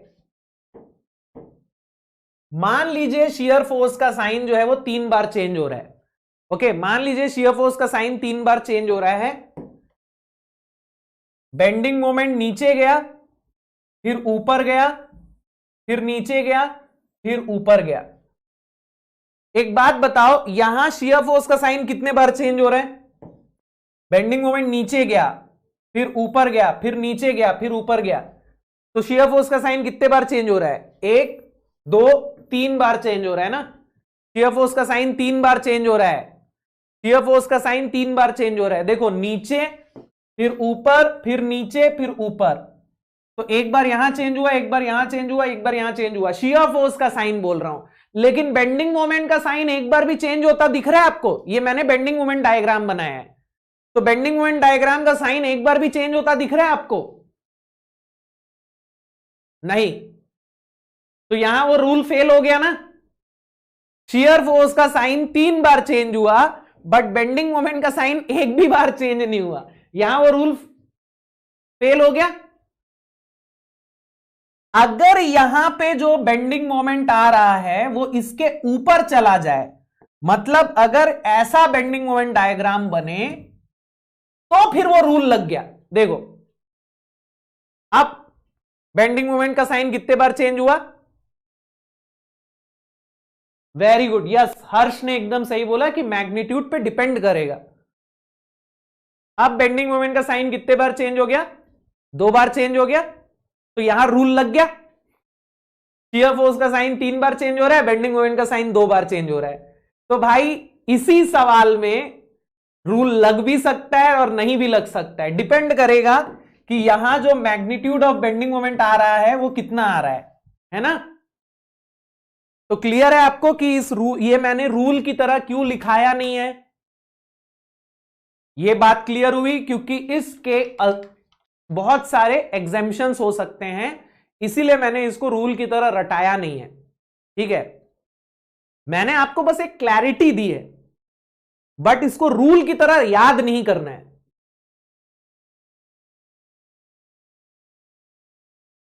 चलिए, तो आगे चलते हैं बेटा,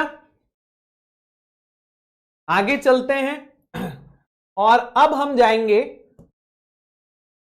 प्रॉप्ड कैंटिलीवर के एक सवाल पे, जिसमें एक इंटरनल हिंज है। ध्यान से देखिए, draw the shear forces and bending moment diagrams for the beam shown in figure. आपको यहां एक प्रॉप्ड कैंटिलीवर बीम दिख रहा है ना, जिसमें एक इंटरनल हिंज है। अब आप बोलोगे सर, प्रॉप्ड कैंटिलीवर बीम तो स्टैटिकली इनडिटर्मिनेट होता है, तो उसमें रिएक्शन कैसे निकालेंगे, और बिना रिएक्शन निकाले हम लोग डायग्राम कैसे बनाएंगे? डोंट वरी, भले ये प्रॉप्ड कैंटिलीवर बीम है, but this is still statically determinate. भले ये प्रॉप्ड कैंटिलीवर बीम है, लेकिन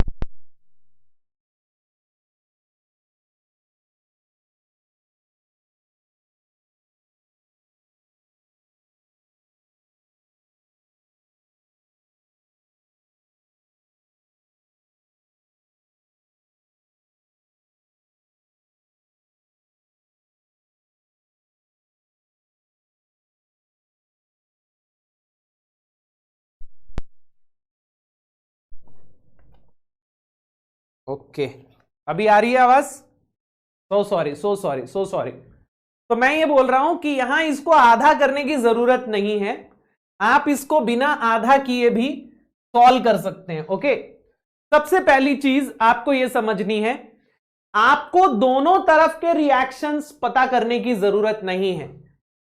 यहां आपको इस एंड पे भी रिएक्शंस मिलेंगे, इस एंड पे भी रिएक्शंस मिलेंगे, दोनों एंड के रिएक्शंस निकालने की जरूरत नहीं है, क्योंकि अगर मुझे किसी भी पॉइंट पे शियर फोर्स या बेंडिंग मोमेंट चाहिए, तो मैं या तो लेफ्ट से निकालूंगा या तो मैं राइट से निकालूंगा। तो मुझे दोनों तरफ के रिएक्शंस नहीं चाहिए, मुझे किसी एक तरफ का रिएक्शन चाहिए। अब मुझे यह बताओ, आप किस तरफ का रिएक्शन निकालना पसंद करोगे, ए का कि डी का? ए का निकालना चाहोगे कि डी का? ऑब्वियसली सब डी का निकालना चाहेंगे, क्योंकि यहां आपको बहुत सारे रिएक्शन मिलेंगे, यहां आपको सिर्फ एक रिएक्शन मिलेगा।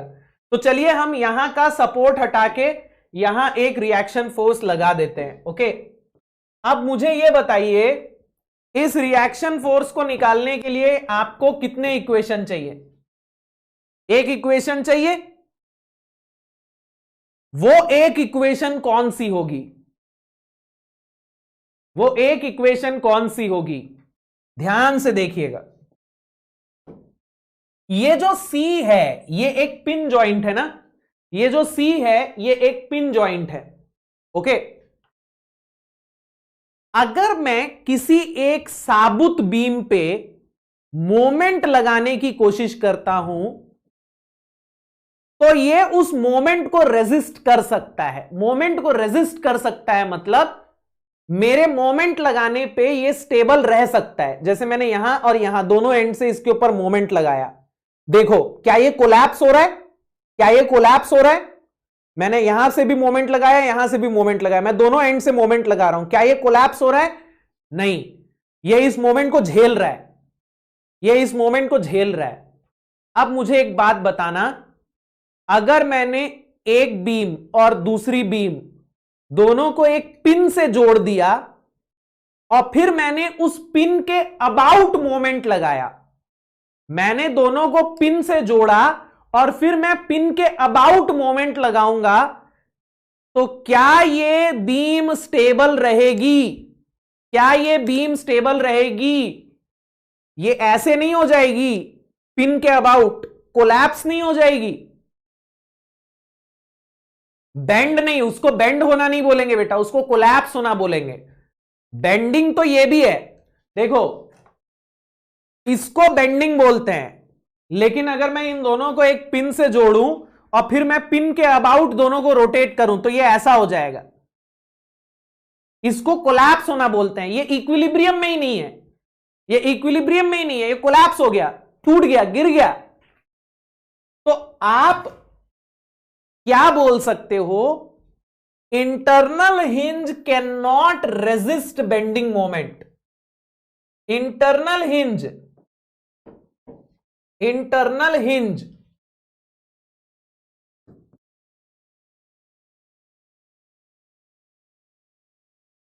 Can not resist bending moment. जो पिन लगी हुई है वहां बेंडिंग मोमेंट रेजिस्ट करने की क्षमता नहीं है। उसके अबाउट अगर बॉडी को बेंड करने की कोशिश करोगे, रोटेट करने की कोशिश करोगे, रोटेट हो जाएगा, पिन लगी हुई है वहां पे। So for the beam to be in equilibrium,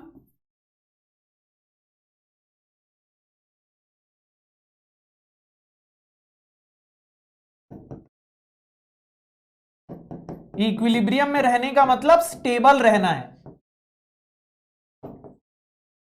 मैं क्या बोल सकता हूं? For the beam to be in equilibrium, bending moment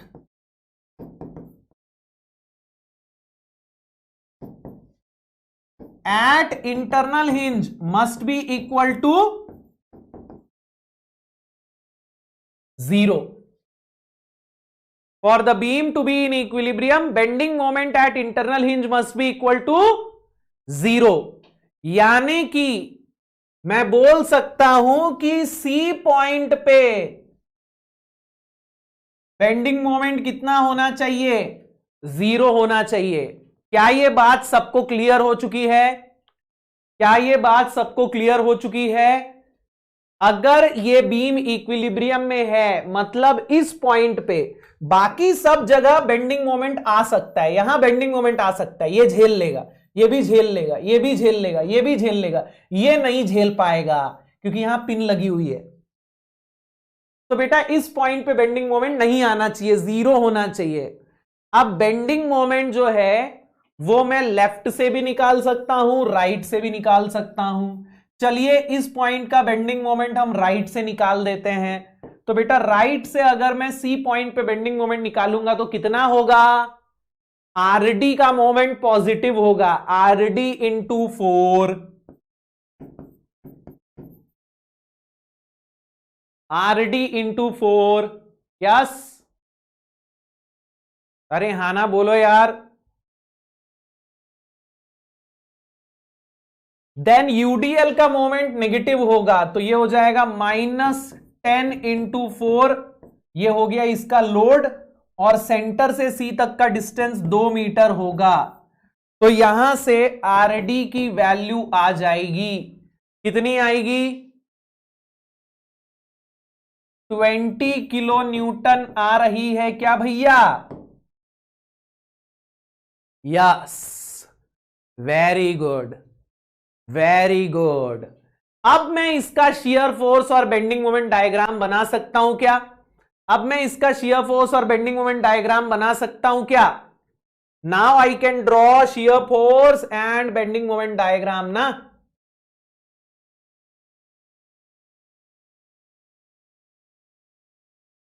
अब पृथ्वीराज की आत्मा को शांति मिलने वाली है। क्यों?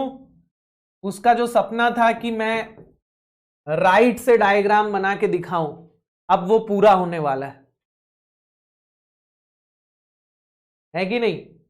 तो इस क्वेश्चन में हमें अब राइट से डायग्राम बनाना पड़ेगा बेटा, ठीक है? तो चलिए राइट से डायग्राम बना लीजिए। चलिए चलिए चलिए चलिए, काम पे लगिए, डायग्राम बनाइए।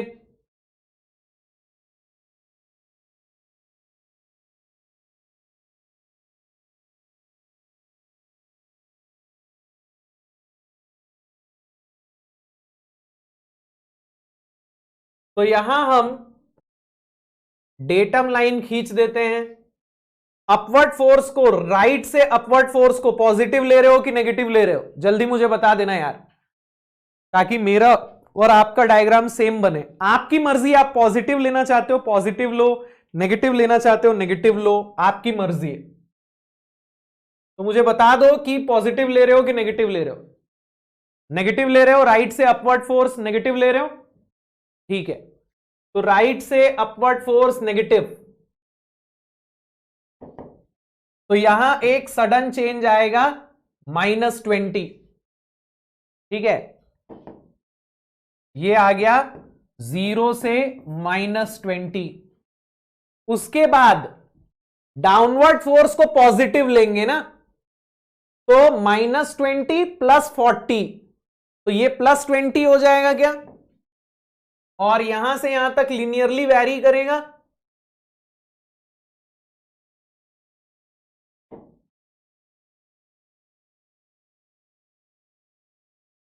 है कि नहीं?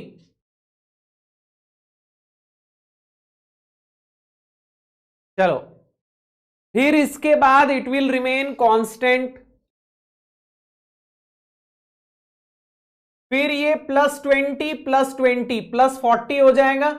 डाउनवर्ड फोर्स को पॉजिटिव ले रहे हैं ना, तो +20 + 20 ये +40 तक चला जाएगा। Then it will remain constant, and then last में इट विल बिकम 0। अब यहां ध्यान देना, यहां शियर फोर्स का साइन चेंज हो जा रहा है, क्योंकि यहां लोडिंग का साइन चेंज हो रहा था ना।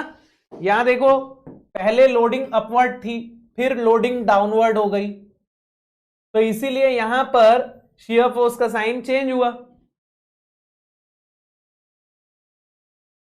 है कि नहीं?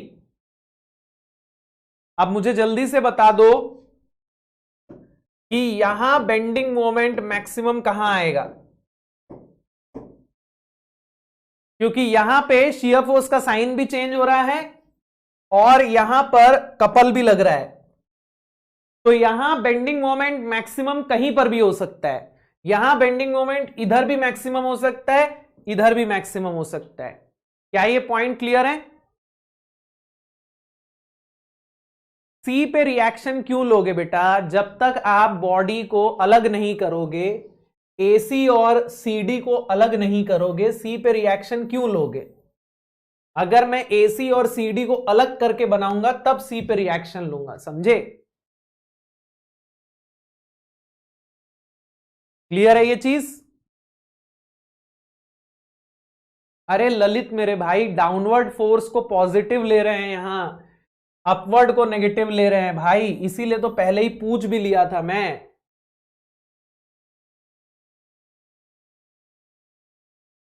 चलो,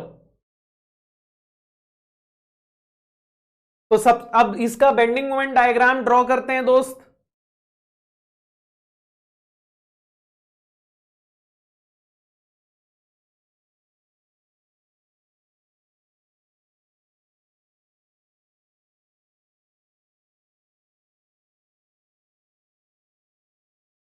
इसका बेंडिंग मोमेंट डायग्राम ड्रॉ करने के लिए पहले बेंडिंग मोमेंट कैलकुलेट कर लेते हैं, ठीक है ना। तो देखो डी पे तो बेंडिंग मोमेंट की वैल्यू 0 आएगी ना, डी पे तो बेंडिंग मोमेंट की वैल्यू 0 आएगी। ओके, सी पे भी 0 ही आएगी, ठीक है। डी पे भी वैल्यू 0 आएगी, सी पे भी 0 आएगी, बी पे कितनी आएगी? अच्छा, सी और डी के बीच में तो वैल्यू निकालनी पड़ेगी ना, आप सी और डी के बीच में वैल्यू निकालनी पड़ेगी। तो ये एक नया पॉइंट हमको मिल रहा है, इस पॉइंट को हम लोग बोल देते हैं ई पॉइंट। इस ई पॉइंट का डिस्टेंस कितना रहेगा बेटा? देखो ये सिमेट्री हो रही है ना, तो ये सेंटर होना चाहिए क्या? ये सिमेट्री आ रही है ना, तो ये सेंटर होना चाहिए क्या? तो ये 2 मीटर और 2 मीटर होगा क्या? This will be 2 meter and this will be 2 meter. ये 20 और ये 20 है, तो ये 2 मीटर, ये 2 मीटर होना चाहिए ना सिमेट्री से। चलो, तो भाई हमको यहां डी पे 0 मिलेगा, सी पे भी 0 मिलेगा, ई पे बता दो कितना मिलेगा। ई पे बेंडिंग मोमेंट कितना होगा? What will be the bending moment at E?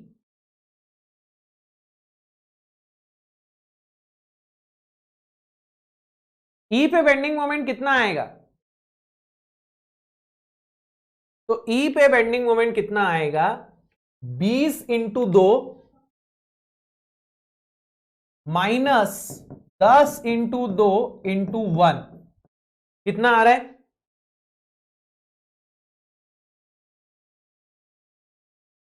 20 kilo newton metre आ रहा है क्या?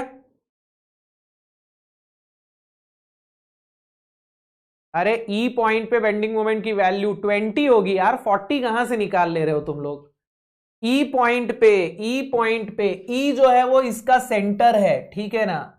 तो यहां बेंडिंग मोमेंट कैसे निकालोगे? 20 इंटू 2 मीटर, ये पॉजिटिव आएगा।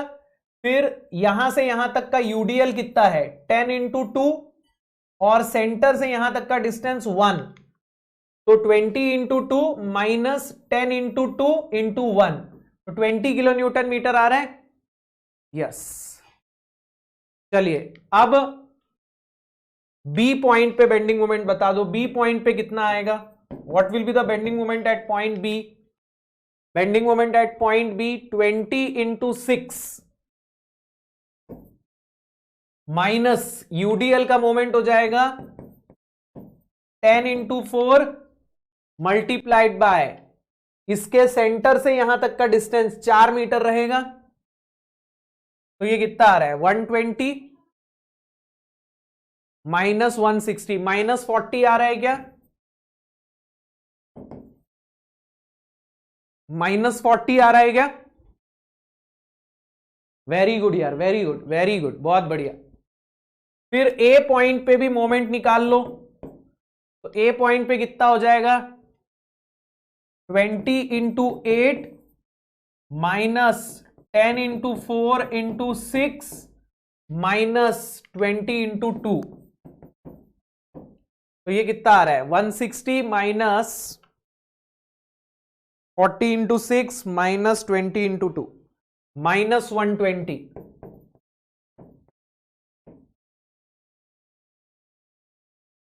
ये आ गया क्या?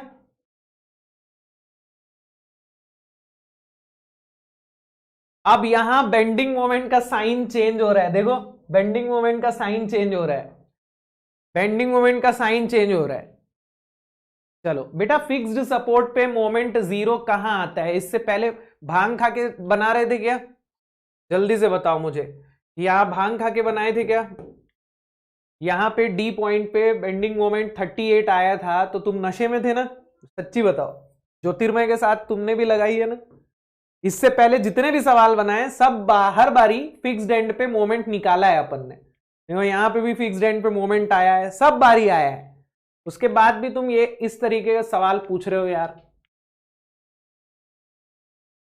चलो तो बेंडिंग मोमेंट डायग्राम ड्रॉ करते हैं। एक बहुत ही इंटरेस्टिंग ऑब्जर्वेशन देखने को मिलेगा आपको बेंडिंग मोमेंट डायग्राम में, बहुत इंटरेस्टिंग ऑब्जर्वेशन।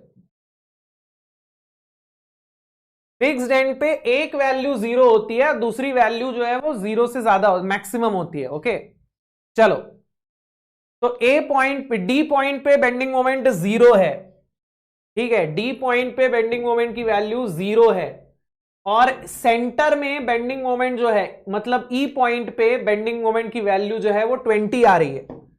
ई पॉइंट यहां कहीं पे है, ठीक है, 2 मीटर पे, तो ई पॉइंट पे बेंडिंग मोमेंट की वैल्यू जो है वो 20 आ रही है।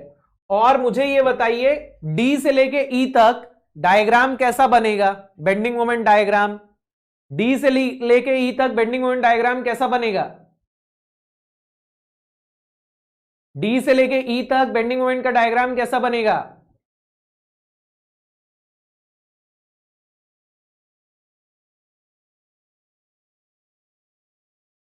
अरे डी से लेके ई तक बेंडिंग मोमेंट डायग्राम कैसा बनेगा? पैराबोलिक बनेगा। और शियर फोर्स डी से ई तक डिक्रीज हो रहा है, शियर फोर्स डी से ई तक डिक्रीज हो रहा है। देखो यहां 20 था, यहां पे 0 था, तो शियर फोर्स यहां से यहां तक डिक्रीज हो रहा है, तो बेंडिंग मोमेंट डायग्राम का स्लोप भी डिक्रीजिंग होना चाहिए, तो ऐसा बनेगा। उसके बाद ई से लेके सी तक, ई से लेके सी तक, ये सी पॉइंट पे बेंडिंग मोमेंट वापस 0 हो रहा है, सी पॉइंट पे बेंडिंग मोमेंट वापस 0 हो रहा है। ओके, और ई से लेके सी तक भी पैराबोला बनेगा, लेकिन ई से लेके सी तक शियर फोर्स इंक्रीज हो रहा है, ई से लेके शियर फोर्स सी तक इंक्रीज हो रहा है, तो यहां पे बेंडिंग मोमेंट का जो स्लोप होगा that will be increasing, parabola का स्लोप इंक्रीजिंग। ऐसा बन रहा है क्या? पहले डिक्रीजिंग फिर इंक्रीजिंग। यस, फिर बी पॉइंट पे -40, यहां पे कितना था 20, ई पॉइंट बी पॉइंट पे -40,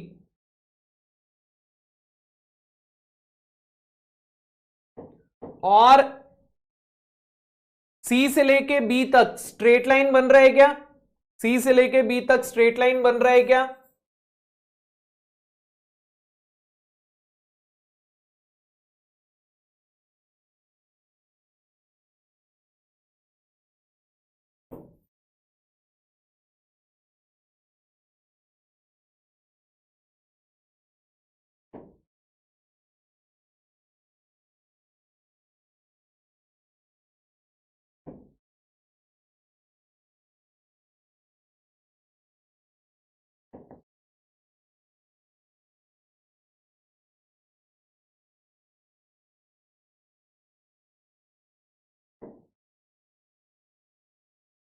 उसके बाद -120,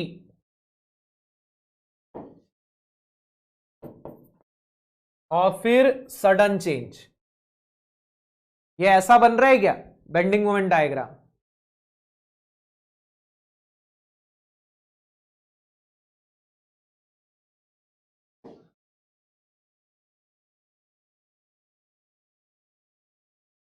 वेरी गुड। अब यहां ध्यान देना, यहां बेंडिंग मोमेंट का साइन जो है वो चेंज हो रहा है ना, इस पॉइंट पे। What is this point? इसी पॉइंट को शास्त्रों में क्या कहा गया है दोस्त? Point of contraflexure. और पॉइंट ऑफ कॉन्ट्राफ्लेक्सर हमें कहां मिल रहा है? पॉइंट ऑफ कॉन्ट्राफ्लेक्सर हमें कहां मिल रहा है? Where are we getting point of contraflexure? Point of contraflexure हमें कहां मिल रहा है? इंटरनल हिंज पे मिल रहा है क्या? Very good. तो इसका मतलब बीम विथ इंटरनल हिंज में जहां इंटरनल हिंज होगा वहां आपको पॉइंट ऑफ कॉन्ट्राफ्लेक्सर मिलेगा, right. Beam width internal hinge में जहां इंटरनल हिंज होगा वहां आपको पॉइंट ऑफ कॉन्ट्राफ्लेक्सर मिलेगा। यस, बहुत सही। तो ये क्लियर है क्या आपको? Bending moment diagram of beam width internal hinge.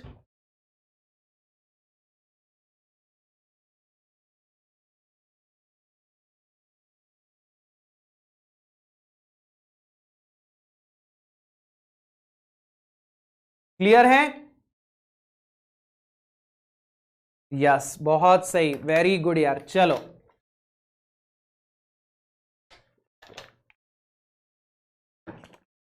Beam with internal hinge के ऊपर भी एग्जाम में काफी क्वेश्चंस आते हैं, ठीक है।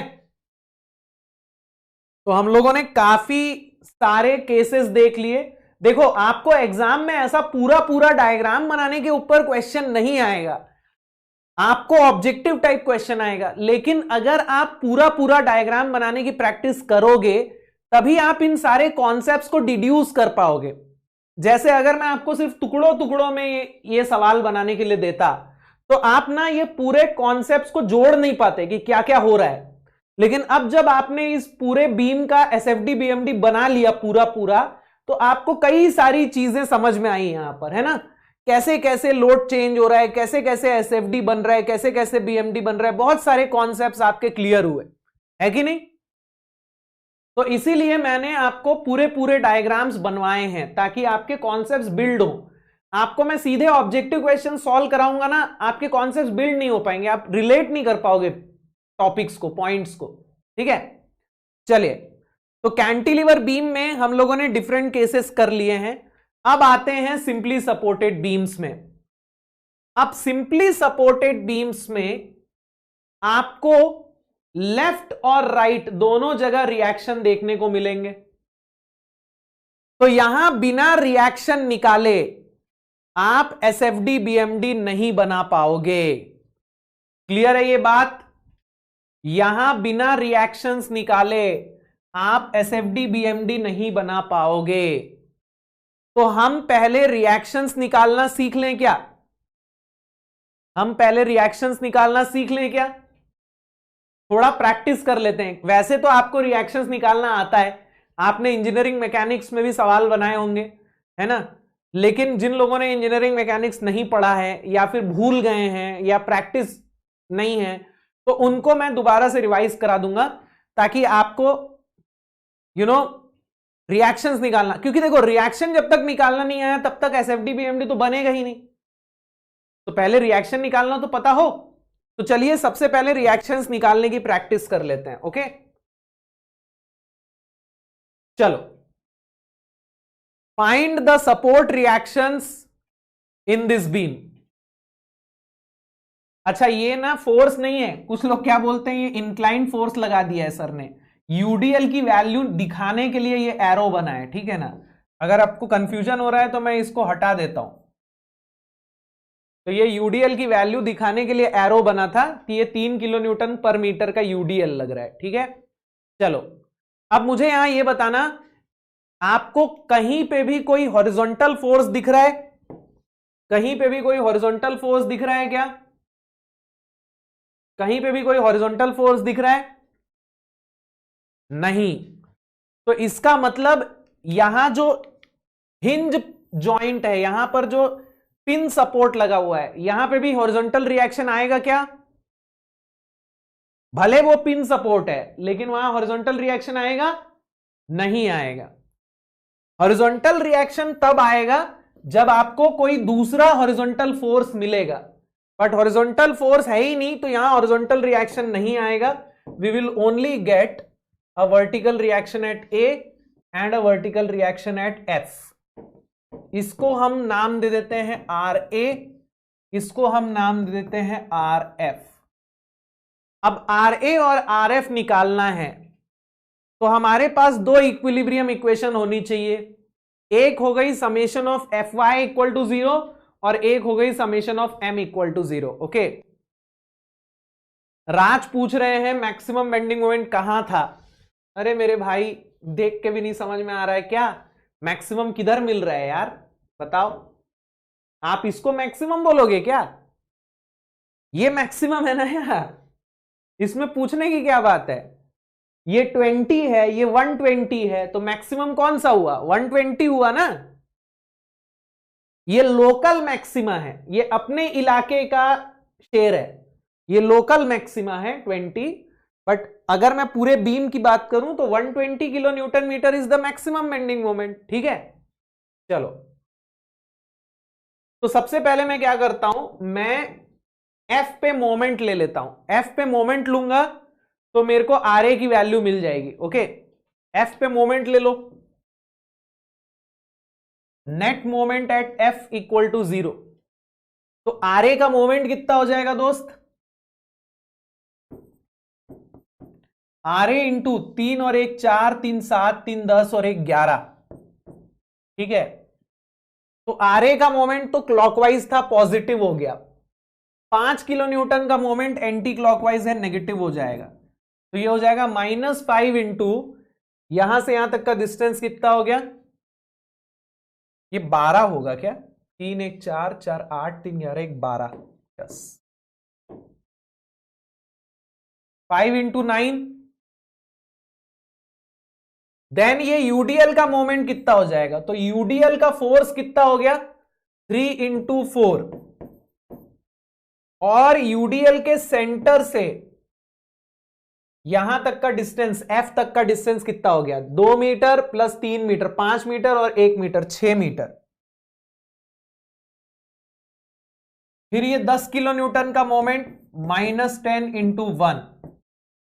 तो ये इक्वेशन बन रही है क्या मोमेंट की?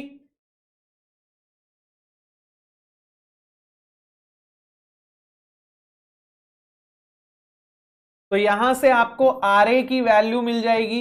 आर ए कितना आ रहा है?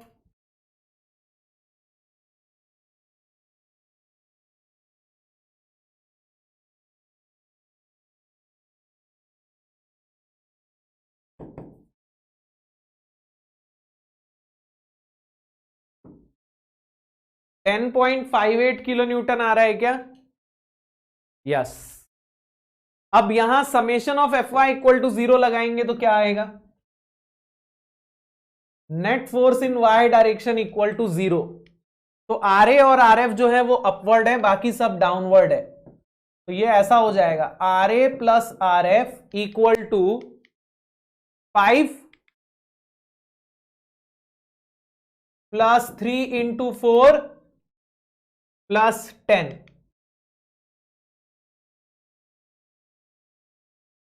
तो यहां से you will get the value of R F.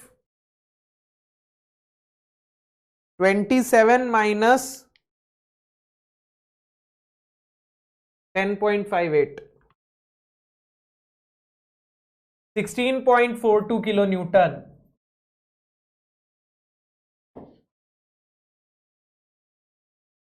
Kilo newton. Very good यार, वेरी गुड। चलो, तो अब यहां आर ए और आर एफ दोनों की वैल्यू हमने निकाल ली। क्लियर है ये चीज? सपोर्ट रिएक्शन निकालने का कॉन्सेप्ट। एक और सवाल करें?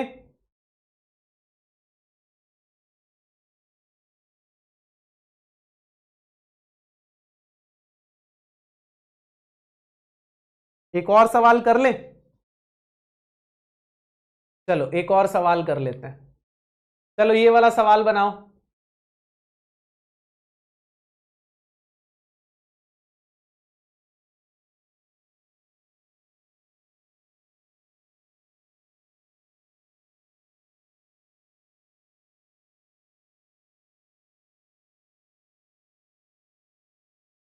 इन पॉइंट्स को कुछ नाम दे देते हैं। इसको मैं बोल देता हूं ए, बी, सी, डी, ई।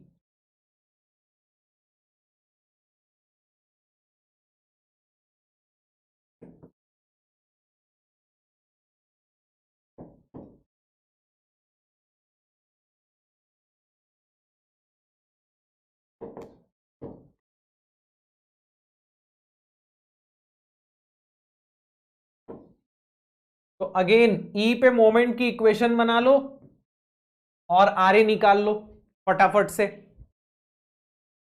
ई पे मोमेंट की इक्वेशन बना के आर ए निकाल लो।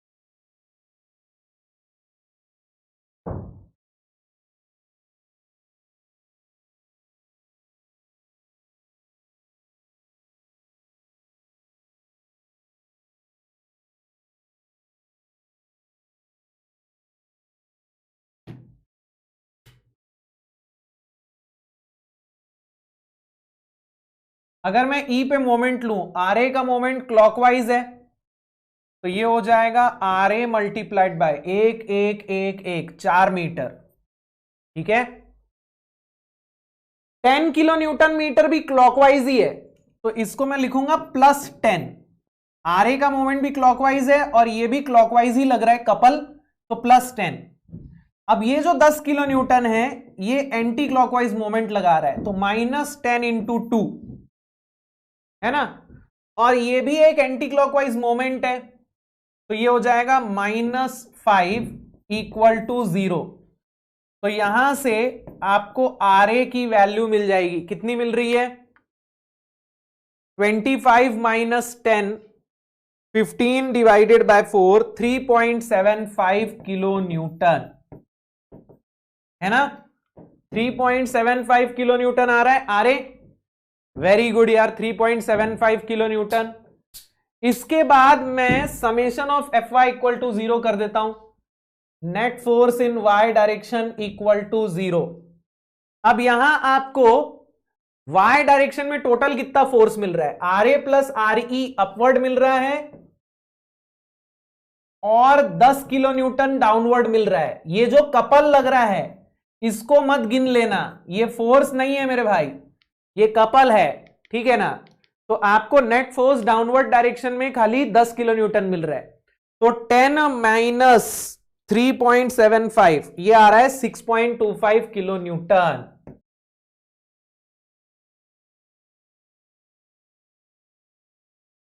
यस, तो 3.75 kilo newton and 6.25 kilo Newton.